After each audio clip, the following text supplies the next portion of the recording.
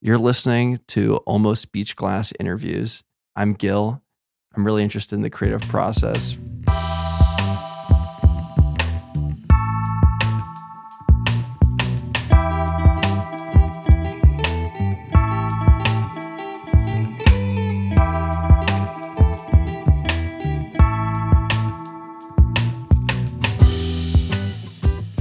Today, my guest is... I'm Cullen Webster from Full Color Dream. I'm the singer and one of the guitar players in the band. And you can't see around the bend with lights out, lights out. And I don't know which way you went with the lights out, lights out.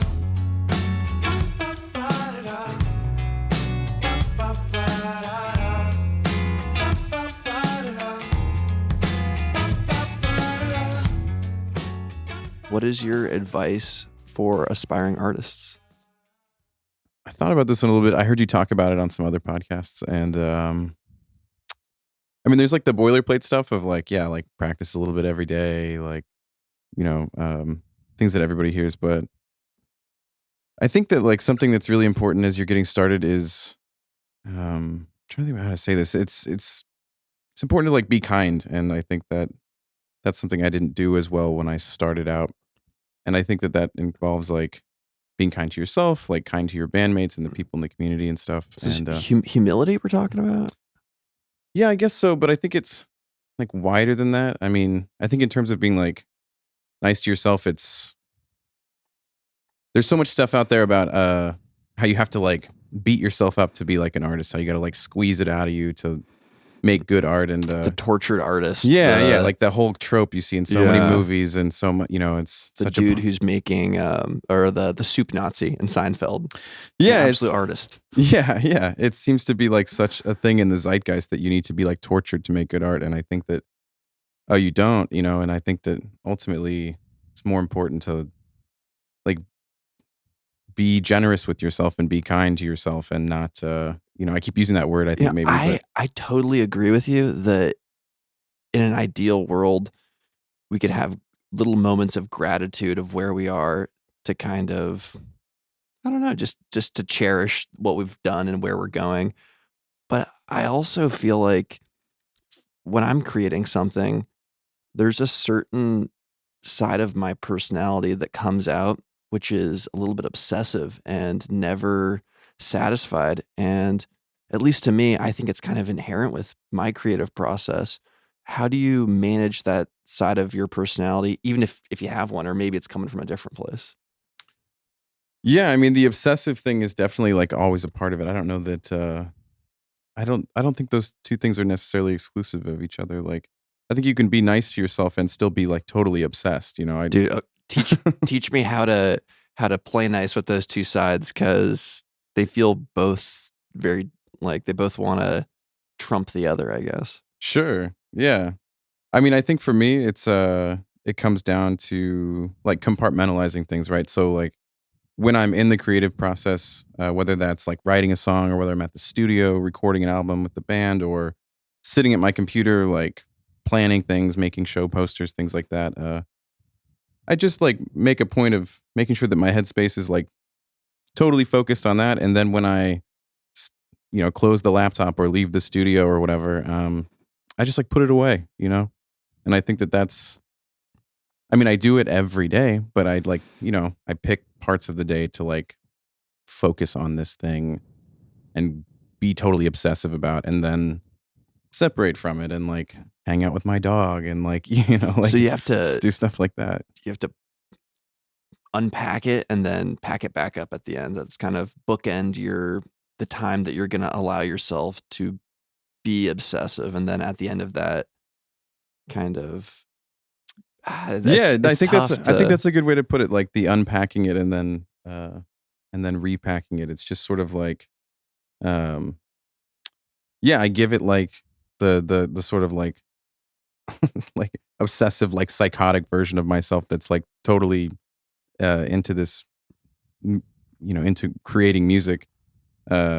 I give that like space and time to just like to be that way, but then like I separate from it so that I'm not, burning myself out or like Yeah. feeling overwhelmed by it because it's all I'm thinking about all the time. And um Well, it's cool to see that you've used that skill set to not let your craft consume you, but also it's obvious that you put a lot of thought ahead of time into your craft to optimize that time to be obsessive.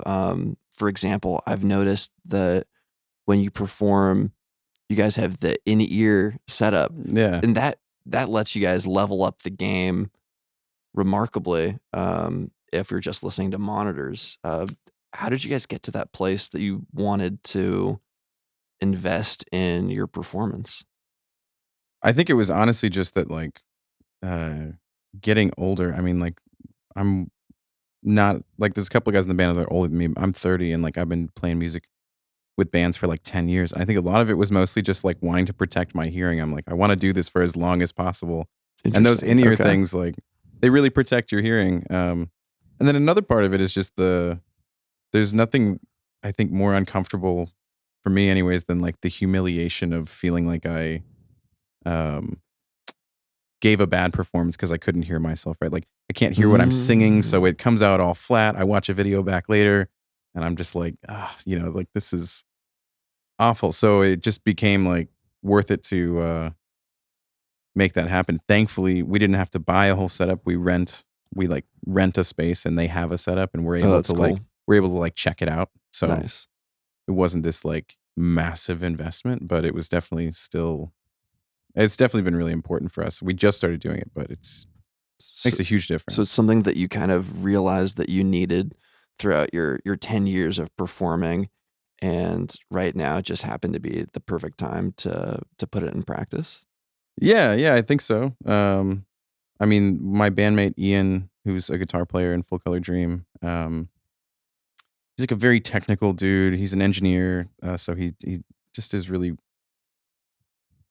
he goes really deep on that stuff. And so when he's I don't know, for lack of a better term, when he gets a little bit bored, I think he just like the wheels start turning about like how we can level up our performance through tech, whether that's putting new hardware in our guitars or whether that's like I don't know, changing guitar pedals or amps or like stuff like that. And he sort of got it in his head that an in-ear system was like the thing that was going to help us like level up. And he was right. It's So, obvious of how you yeah. guys play, like, there's no looking around for, like, where's that part? Like, there's, of course, the eye contact of when you guys are about to go into a new section, but, the ones on different songs and different sections are very starkly dialed in, and you guys did that really well, so Oh, good thank you, shit. man. I Oh, yeah. appreciate that. Yeah. I am curious about your guys' songwriting.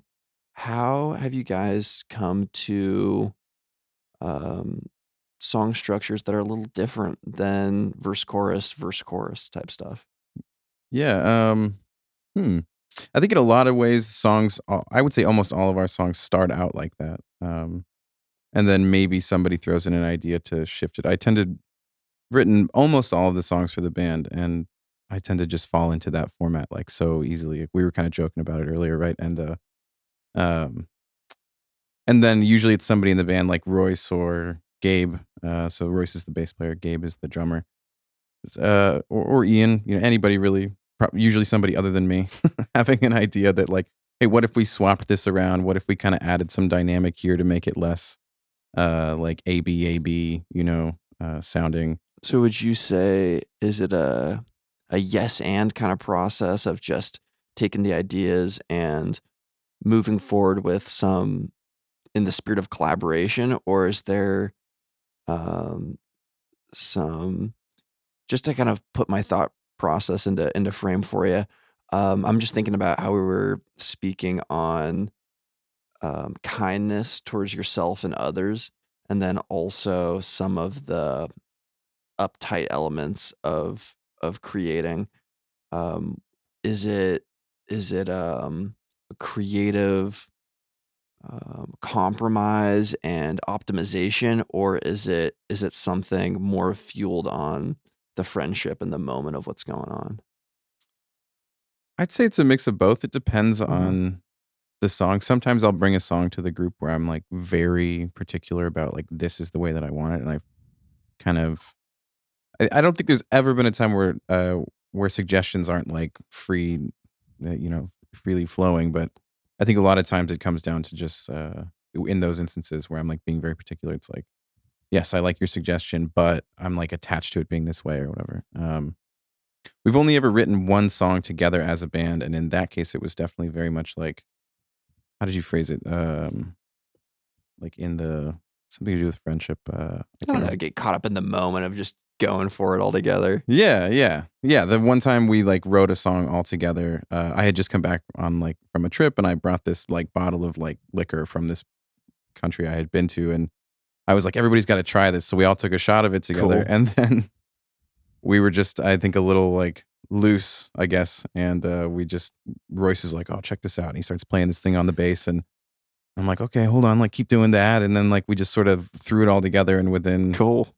I don't know, half an hour or an hour, we had like a new song, and it's I think one of our better ones that we've ever written, which is Which song is this? it's gonna be on the second record. It's called Heritage, and Heritage, okay. uh, it's Keep an been a eye open for Heritage. I'm excited to hear it. yeah, I'm really excited about it too. It's a cool song, but I think that definitely goes to show that writing stuff together in that loose uh, space is definitely a good way to go too. One thing I really appreciated, um, the way that you explained going into that your creative process with your bandmates is that you can preface how vulnerable and how open you wanna be with a song. Like, you'd say, "Hey, as you kinda said, "Hey, guys, here's this song, and I really want this a certain way," kind of, expressing there's some more vulnerability behind it, and I kinda wanna see my project to fruition. Or it can be,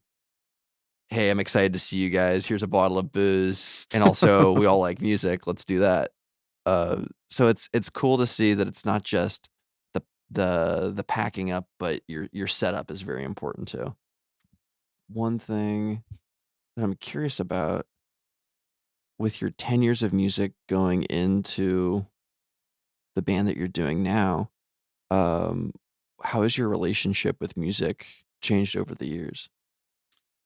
Yeah, that's a good question. It's definitely changed a lot. I mean, I started as a kid playing like in the orchestra, and then played in the church band. I played like bass guitar in like like a live like church band, and then when I left that, I got into like playing. I was a bass player in a bunch of bands in Bellingham for a while, like punk bands, folk bands, like pop rock, like just whatever. And then I left Bellingham for like 5 years, and when I did, I sort of just reverted to playing alone in my room, and it became this very like I don't know, sort of meditative thing that I would like do alone.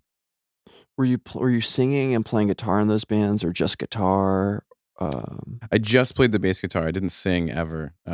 Interesting, okay. So when I moved back to Bellingham in 2021, I started up a band with some folks called Fossil Fire, and I was singing and playing guitar in that one, and that was like the first time I'd ever done that. Now I'm curious, from being a supportive character to this meditative phase, what happened there that that evolved you into a frontman? Uh, I mean, I guess simplest way to say it is just like a lot of personal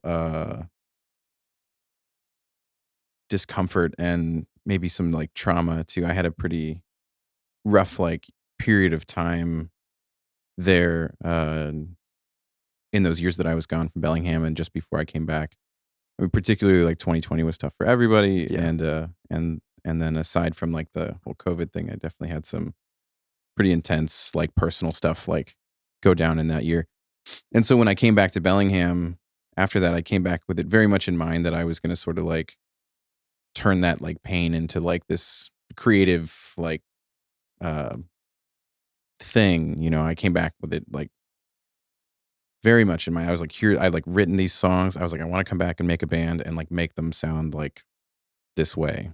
So And it was very conscious that you were, I have this, that life has put this weight in my basket, and that's now my weight. There's nothing I can do about it, but I can choose wherever I'd like to put it. yeah.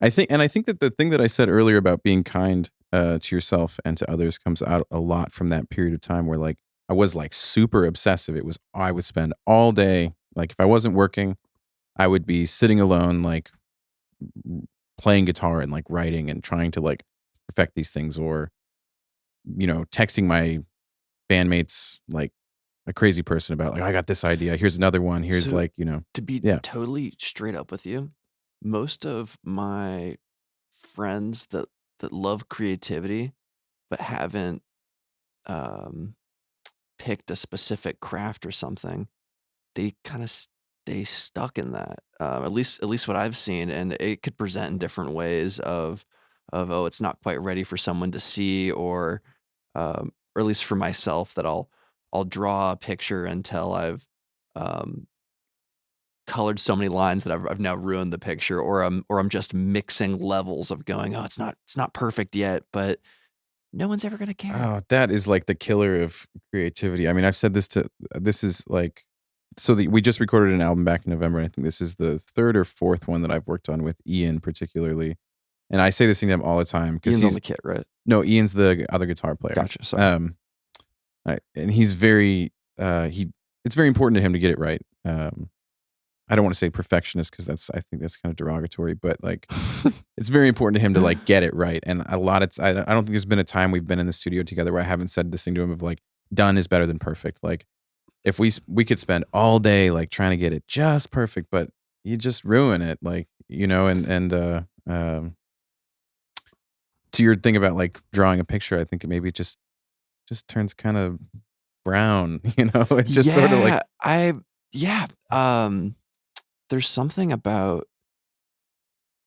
intuition, and there's also something about the first take of it. And even though, I don't know, correct me if this doesn't resonate with you, but as the initial line of a picture might feel the most authentic, and then after that you're sketching it, later takes, even though you're not hearing your previous take over it, it's happened in reality.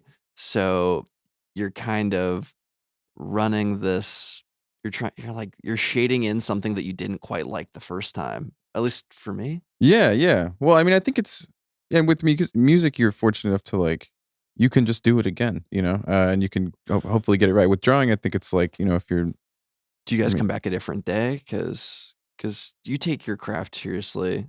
The other guitarist takes his craft seriously. How how does that not devolve into, "Oh, hey, everybody wait, let's make it," you know? I think it's a matter of like um I think everybody that you're there with has to be like bought into what you're doing. And I think it's important, like if you're in a studio making an album, you have to be really bought into like what you're doing. And I think part of being bought in is like knowing your limit and knowing when to take a break and when to revisit something and also knowing when it's good enough, I think. And so yeah, to the question of like, do we come back a different day? Very occasionally. But for the most part, we sort of set out a plan and just sort of execute on it. And there's very, very few things I can think of over the years that I've ever like gone back and like punched in like later. It's Mhm. either I noticed it right when I did it the first time that that wasn't right. Let's do it again. Um, or I guess maybe I just didn't notice. But that sometimes that gives you a little bit more of a rawness to your record. But that's a whole different thing. But yeah, to answer your question, like yeah, I think it's important to get it right and you have the space to get it right when you're in the studio, but you're also paying for time and everybody's there waiting on you and like it's certainly important to just like keep it moving and know your limit and, So, it sounds like you've developed this awareness throughout the music over the years, and this self-awareness through your personal growth, and now you're reaping the fruits of your labor, so that's really cool. yeah, I think that's a really apt way to put it. I think that's that's definitely how I feel. I mean, I had this like really terrible like period of time where I made some music with some people, and I was really proud of that record that we made. And and then kind of to the thing you mentioned about people sort of staying in that, I think I sort of stayed in that like negative space like for a while, and then So that's kind of what I wanted to ask you is that that personal awareness time, um, it's I've found in situations where have had moments of reflection and go, oh, I get it a little bit more. Um, it's sometimes tough for me to be aware of others and external things when I'm extremely self-aware. Do you have any tips or tricks of how to balance those 2 sides? of being like self-aware versus like aware of others. So You mean or so you came back to Bellingham with this very, um, internally crystallized idea of, like, "I wanna make some music, I wanna express this." Very self-aware. Now time to become aware with others and navigate other people's wants and needs and to bring things together. That sounds like 2 very different skill sets. yeah, and they are very different skill sets, and I think I sort of transitioned from like the one to the other in like not a very graceful way. I I think I would be remiss to like not say that I didn't hurt some people's feelings like in that period of time. And the band that we were in, that Ian and I were in together, Fossil Fire, I think was yeah, it was just it didn't it I would say it didn't end like really great. And I think There's the a lesson that you learn from it. absolutely. I mean, that was the thing, like, going into the next project, was like, I felt like I learned so much about, how to be in a band, and what that means, like, for me in terms of, like, relating with other people and, and in terms of, like, boundaries and things too with other people. But, um, S yeah, I don't think we could've like, Fossil Fire was a cool band, we made some cool music, but I don't think that Full Color Dream could be, like, as fun and going as well as it is if I, like, hadn't had that experience. I like how you said that. I think that's really cool that at least I think you just said that the external awareness, um, you learned through trial and error, and you had to have run through, that band to be able to learn the lessons to optimize your current Yeah, I situation. like what you said, like, with this discussion sort of being kicked off around, like, the creative process, right? Like, this thing you just said about, having to go through one to be able to do another one, right? Like, Yeah. I think that that is a huge part of it too, and, I think that that ties into sort of what I was saying at the outset about, like, being kind to yourself, which is like, yeah, I'll go back and listen to records that I've made before, and I'll just like cringe and be like, "Ah, man," or maybe I won't, and I'll just even so I'll think about how difficult that was to make that Mm. record versus how much easier it is to do it now. Like last time I was in the studio with the band when we made the second record, we had the same engineer and same like group basically, and we were all kind of saying like, wow, this is this is so much easier this time. Like we're getting better at this. Like we went through this whole process of making one record and we're like proud of it, but the the pain of doing that made like the next one better and it'll make like the next one even better. Like wow, like crazy how much I've grown from that. It's good to like mark your success by um in the creative process by remembering that you're like going through it as you're doing it. And That is I I love the idea of that, and I wanna get so behind it, but I had an instance the other week where I was just making some music on Logic with a buddy, and, he was like, "Oh, wow, you're really fast at this." And I don't know if I said it externally or not, but my response was like, "Well, of course, this is my computer," and it's my software, like, I should know how to use it.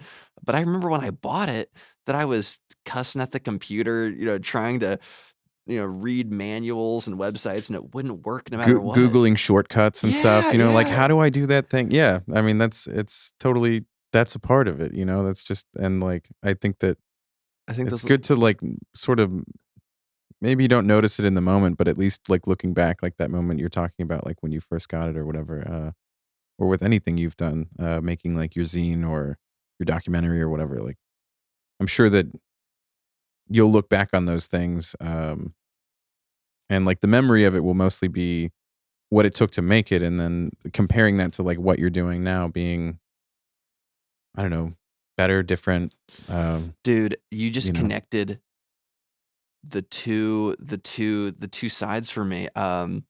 So this these moments of reflection can allow for gratitude of your personal growth, and then also to be kind and accepting of the situation that you're in. Yeah, and to be kind to your past self, like, I mean, how many everybody that's ever lived has, like, laid awake at night and, like, thought of something dumb they said when they were, like, 12 or something, and, like, um, which is that's just part of human nature, but maybe when it comes to, like, creative process, stuff, when you're thinking back, yeah, like, be kind to your, like, past self, like, maybe, like, the thing you made before isn't as good as the thing you're making now, but at the time, it was, like, you were doing, like, the best you could do, right? So, Cool. it's Yeah. all a part of it's art is and creativity, I feel like, is so iterative, Like, you just Do you have to do other mediums besides bass and guitar and singing and songwriting? After the uh, laundry list I just said, anything else out of yeah. the Yeah, I'm working on some writing, and then, I do all the posters for our band and stuff, so Oh, I do, like, a cool. bunch Oh, of yeah. graphic design stuff, Nice. but all that stuff is just, like I wouldn't say that I really take it as seriously. That's more just, like, for fun. Hmm, I think, at some point in the future, a friend of mine and I are gonna try and make a film and, cool. like, a short film anyways, and, so I've been, like, for the last 6 months, like, trying to write this screenplay for this What kind of story. flick? Um, I mean, without, like, saying what it's about, because I think sometimes if you tell people you've, like, Totally told it, true, totally true, So and it was Brad from Dryland who was on here a couple months ago, and he said exactly that once you say what you're gonna do, you'll get that little dopamine hit that says, "Good job, you didn't do Yeah, it." yeah, yeah, I tell you and you're like, "Oh, that's a cool story," and then I'm like, "Well, I don't have to tell anybody now because Yeah, I yeah. I just tell them." Yeah, I mean, I suppose it's kind of, Maybe some of the inspiration that went into making it, just yeah, I to suppose reflect and get hyped on. Yeah, I'm yeah. just trying to use your I mean, I'm tip a right now. enormous fan of film. Any of my friends will definitely tell you that I'm, like, obsessive about it, for sure. But, yeah, so I think, like, it's sort of in the vein of a thriller type story, but definitely rooted in, like, kind of a family drama, like, between a couple brothers and kinda deals with, like, some addiction stuff, which is close to me and to Joe, who's gonna help me make it and stuff too. So, you know, but also we want it to be kind of, like want it to be kinda freaky, like, want you to feel, like, kinda scared and nervous when you watch it. So I would say almost, Okay. like, Psychological thriller. thriller, almost, like, edging into horror, Ooh, okay, Um, interesting. I So, mean, how did you get the idea that you wanted to make a film? I think I mean, I've thought about it for forever. Like, my mom, is very into film or was very into film, like, went to school for stuff like that, and I used to, like, read her old textbooks and stuff, Cool. and not that it's not, like, fun reading, it's just, like, very dry, boring stuff about, like, movie making, but, yeah, I think that I mean, having never made a film yet or having not made one yet anyways, I think that the, process of making one is probably pretty similar to the process of writing and recording an album of music. Hmm. Um, just in terms of a lot of times when you're making a record in the studio, it's hard for anybody who hasn't heard the album to, like, really understand what the goal is, and then at the end of it, when you've put all the parts together that you've recorded, you've got this proof of concept that's like, look, see, like, um, this does all make sense when you piece it all, Yeah. these 20 tracks together. Interesting. And I think the process of putting a film together is probably similar. I would think. I mean, I feel like there's probably somebody who makes films like listening to this that's like thinks I'm just like talking out of my ass. But I think that the idea of like I think there's a shooting a bunch million and of one ways to skin a cat, and I'm sure that this is one of the ways. So, yeah, yeah, I I'm think that just I think you should go yeah. for it. I think you should do exactly what you're feeling. Yeah. Well, like when you made your documentary, did you obviously? I would imagine you gathered a bunch of footage together and then you sat down and you like chopped it all together to make this thing that like fit your vision, right? I mean, To be honest, it's actually a little bit embarrassing. So I went super obsessive as I can be in my creative process. I wrote out the entire script, the narration. I already had that before doing anything else, and then I drew out single cell blocks of what each shot would be, and then I plan to interview one character, Pickles Ruckus. Another one of his names. He's a graffiti artist in town, um, and I had it in mind exactly what he was gonna say, and then I was gonna edit it all together. And the moment I turn on the camera to get the initial interview, that would be kind of like the core piece behind the whole thing. He didn't say anything I remotely thought he would say. Nothing. And all the shots that I wanted were no longer relevant because the film was about something entirely different. Um, and then just through filming, I was introduced to two other characters, and the film took on a life of itself. And it wasn't my idea that I had at all. I kind of just wrote it, okay, like not yeah, like wrote, but I wrote it as if it was like a horse or something. right, right, yeah, Yeah, okay, yeah. So yeah. Well, I think that's really insightful for me because I think the way that we're trying to make our film is the same thing of like plotting it out but it's narrative, yeah. so it's not the same, Yes, yeah, yeah. But also that process you talked about, I think is very similar to like how you put together something in put together a record in a studio, right? Like when we work with the engineer we've worked with for both records is Kala. She's a local, yeah, like music person. Cool. She's a fantastic musician, really great engineer, does like sound at different venues and stuff. Oh, I Most think I people might would follow know them on her. Instagram. They do sound at the Shakedown? Yeah, yeah, she does. Cool. Yeah. And she's engineered both of our records. And like when we went in to record the second one, I made this whole spreadsheet that was like listed out like each song and each part and like who's gonna play each part and what order we were gonna do all this in. Mm. And then we just like followed that as a like a guide.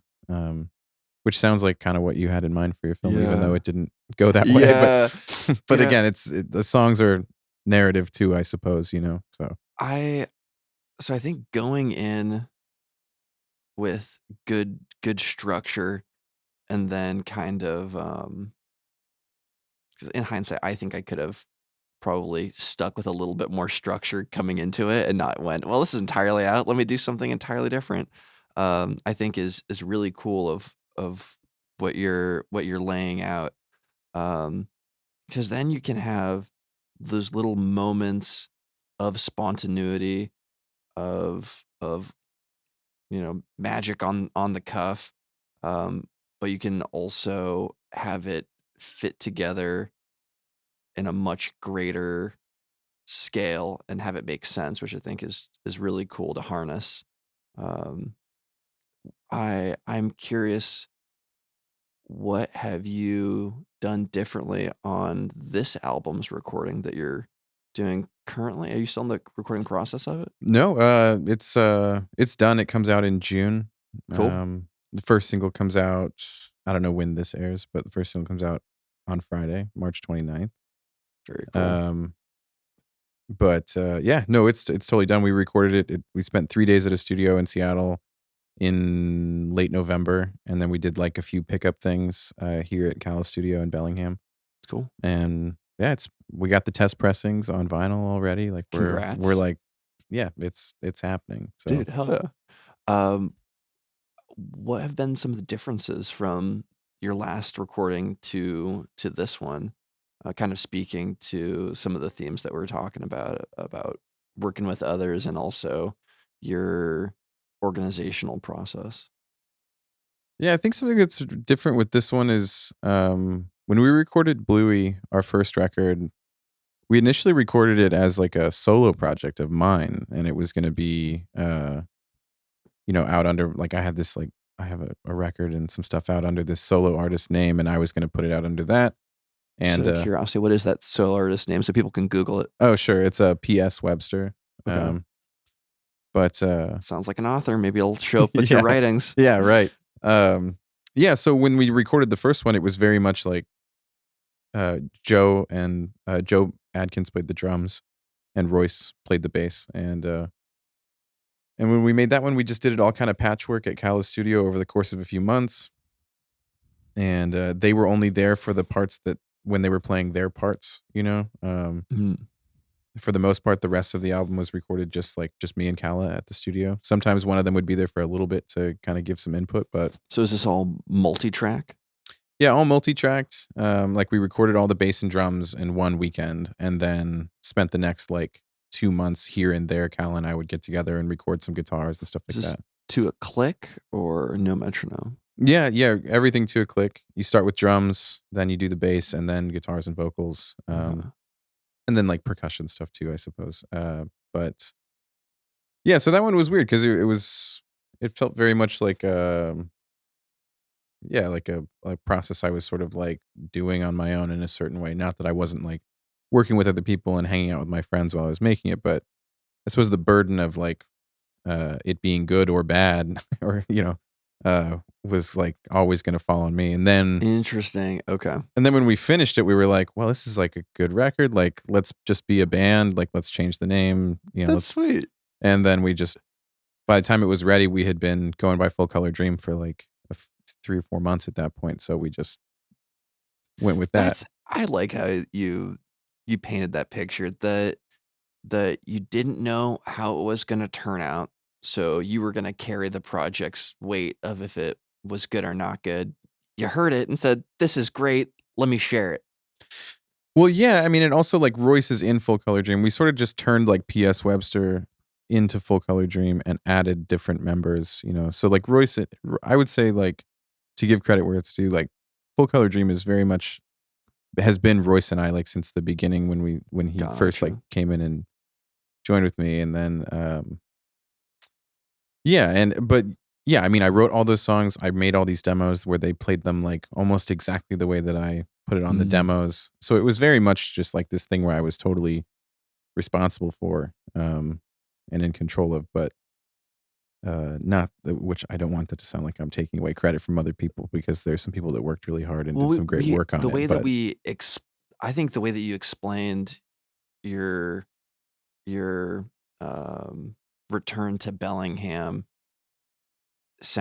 makes total sense that that's right in the middle of doing your own thing and working with other people. So it seems like the perfect bridge to enter into a band situation. yeah, yeah, it worked out. And then yeah, when we made the second record, I had written the basis of all the songs, but we really kind of wrote like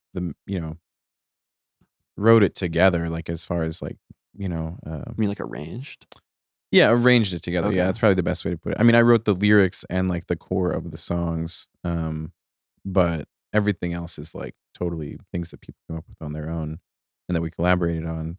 And that one, when we recorded it, we all went to the studio in Seattle and holed up for like 3 days and, stayed at this little Airbnb like right down the street and walked back and forth. And we'd get in the studio at like 8 a.m. We'd leave at like 10 o'clock at night, Cool. sleep, get up, do it again, just like trying really hard to get it all done as fast as we could. And in that case, that one felt very like collaborative and a lot more shared, I think, you know. So I was wondering maybe could you give a couple examples of how being kind to yourself and others made that your most recent record right now a fruitful endeavor. Yeah, I think it speak well, I mean, I think it this thing I mentioned earlier about, like, having the one band and things didn't really go so well, and then, starting another one, like, the big lesson learned from, like, that first one was, um, yeah, being kind, to other people. I think that, when we look back, I think everybody can pick out moments where they could have been a little more generous, and, a little softer, and then also you can think of times where maybe you should have drawn boundaries more clearly, and I think taking that into, like, Full Color Dream when we put that band together and making sure that the basis of the relationships that I have with the people in Full Color Dream was friendship and not, like, being bandmates.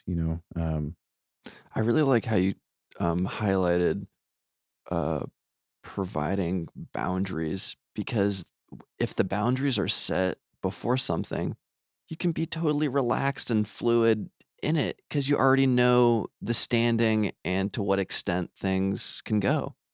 Absolutely, and that's what makes Full Color Dream, like, such a better, experience for me anyways, and I think it makes it just a better band, in terms of our togetherness, like, Kevin, who played drums on the record, with us that we recorded back, in November, like, between Kevin and Ian and Royce and I, we had, like, a very, clear, like, set of, boundaries with each other, and we was everyone spoke very openly and, like, freely about, like, what they were thinking, and we never argued, we never got in, like, if there was something that we needed to figure out, we just, like, talked about it, even when Kevin left the band, we had talked about it many times, openly, like, with Kevin and amongst ourselves, and the last day we were all, like, yeah, a band together, we just met up at a bar and, like, had some drinks and, like, kind of, like, reminisced a little bit and, like, came to an agreement, shook hands like friends, and, um, I like to just kinda try to pull that together to your question about, like, being kind, it's like, that is such a better, experience to have with your band than, like, having people fighting or, like, having falling outs with members. I think anybody who's played in a band or 2 or 3 or 4 or whatever, there's probably a lot of people in Bellingham who've played in tons of bands. I feel like the metal bands, they last for about a week and a half, it seems. Yeah. I mean, there's so many people that can think of, like, shitty interactions they've had with, like, bandmates or people they don't talk to anymore that they used to be close I to, think and, that you like provided a beautiful blueprint of how to work well with others. And I think what I am going to put in my bag from this conversation, um, and I'll label it "Be kind to yourself and others," and in it would go reflecting on where you've been in the past, so you can kind of have that gratitude of where you are now. Um, and then I'm sure that works with other people and thinking about that way too. And then also boundaries. I think that is and I know that boundaries isn't really a sexy word, but I think that it provides one to be so much more open and welcoming, um, with their projects, that I think those 2 elements, um, give myself and anyone listening a really digestible starting point of how to start that practice now. So, I think that's really cool. Yeah, thanks, man. Yeah, I think, yeah, boundaries, like you said, it's, like, very not fun to talk about for anyone, but super important, and, like, Yeah. as you get older, especially, I think you realize, like, how important it is, and it's, yeah, I think if when we're talking about creative process, a lot of this is, like, stuff is relative to, like, being in a band, right? But boundaries are super important with being in a band, like, Yeah. you know, uh, and that goes, like, both ways, and so If we got all these chapters in life, we're gonna spend a lot of time getting on the same page, so might as well get graceful at it. Yeah. yeah, yeah, totally, and, yeah, I think that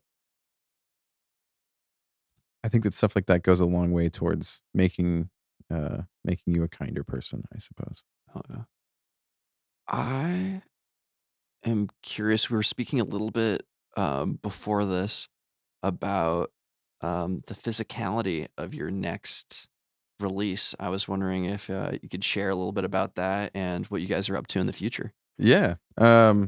Yeah, so Grouse is our new album coming out on June 14th, and it'll be the first one we've ever pressed on vinyl. Now, can you explain that name? You said Grouse. Grouse? Yes, Grouse. I think I'll just leave that one up to people's imaginations to I like it. understand. All Maybe right. when you listen to the record, it'll make sense, or maybe it'll just seem strange. I Cool. don't know. All right. So, A little Rorschach test. I dig yeah. it. Cool. Yeah. But yeah, it's the first one we're putting on vinyl, and we're putting it on PET vinyl. We're working with Sam and Tim at Washington's Records. Nice. Very nice. Shout out to Washington's. What's up, guys? Yeah. We're kind of doing like a cool partnership with them. We're not signed to their label or anything like that, but we're working together to get this thing pressed on PET, which is, I'm gonna not be able to explain it in as well as Sam would be able to. If you ever see Sam at a Washington's thing, ask him. He knows all about the PET. He would love to tell you about how great PET is. He'd certainly sold us on it, but it comes down to that it's significantly better, or well, maybe not better is not the right word. It's kind of green. Significantly less harmful to the environment. PVC plastic, like terrible, like chlorine gas, all kind. I mean, I don't know. I don't know the exact thing, but there's all that stuff, just all that bad cool. shit, you know? Yeah. Where you guys playing this upcoming release? Where can we see you? Yeah, we're gonna have a bunch of shows that we're announcing soon. The album release show is gonna be at the Shakedown. Very cool. Which I don't think that's like announced yet, but maybe it will be by the time this comes out. We'll be with Lipstitch and then this band from Seattle, Torch. Cool. I'm pretty excited to play with them. But we're doing like a bunch of dates over the summer with tons of different bands. Like we're going to Montana and Idaho and Oregon. And dude, so you guys are going on tour this summer? Yeah. We're gonna go up to BC and play. So understated, dude. Congrats. That sounds dope. Thanks. Yeah, I'm excited about it. Hell yeah. It's like it is a crazy amount of work to plan a tour yourself. All this stuff I was talking about earlier about like sitting at my laptop for like a few hours a day. Yeah, I do that every day to get this. I've been doing that every day for months to get this thing going. And if I don't like force myself to like shut it down at like, a certain time, I will sit there like until my eyes fall out of my head. Just, dude, to be honest with you, I am too, I don't want to use scared and I don't want to use insecure. Those are definitely two parts of it, but maybe just too overwhelmed to do promotion stuff because I don't even know to what extent and in which ways would be, fruitful or even appropriate. Dude, my documentary, I didn't upload it for like 2 weeks and then I just put it on YouTube and that's it. I haven't done anything else because I feel like promotion stuff is like, I heard Tim talking. I heard you and Tim talking on the episode that Tim Meckling was on, and he was talking about like these sort of like he mentioned several different things like for music, right? Like Submit Hub was one of the things he talked about, or pitching your stuff to like Spotify editorial, or I don't know, like blasting social media, paying for ads, all these things. Like I have no concept of like how to promote a band. I think something Tim said that I really liked was that I think it was like quality speaks for itself, So that was one of my favorite things he said too. Yeah. And like you mentioned to me before that your documentary is like doing better than you expected. So maybe that's all you needed, all you needed to do was just make something good. That's all you needed to do. Make a dope second album, book the shows, and then it's sort of a build it and keep your fingers crossed they will come, sort of thing. Hell yeah. I don't know. I certainly will for the opening show at the Shakedown, whenever that date may be. And yeah, I'm excited for what you guys have planned this summer and also to listen to the album and to figure out what the hell that title means. Yeah, it shouldn't be too hard to sort out, I think. But yeah, it's a fun record. It's got a bunch of songs, I guess. I don't know what to. There's kind of some biting stuff on there, but it's all in good fun, I think. But Yeah, man. Well, thanks for having me on. I really I'm appreciate it. excited. Yeah, I'm excited. And thanks again. And Yeah. this is really cool. Yeah, likewise. Oh, yeah.